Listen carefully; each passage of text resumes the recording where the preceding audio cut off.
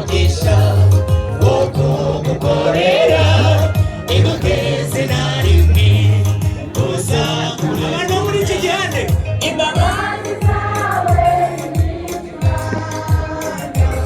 kugira neza kwawe guhora witeka ibyo dukorera biraturyohera kandi abaruguru natwe twese imbabazi zawe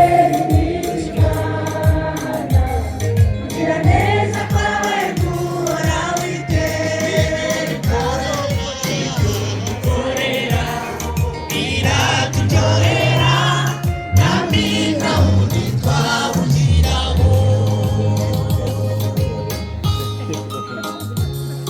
Haleluya. Haleluya.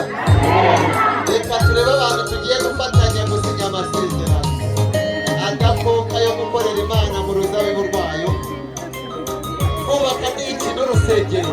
Haleluya. Murashaka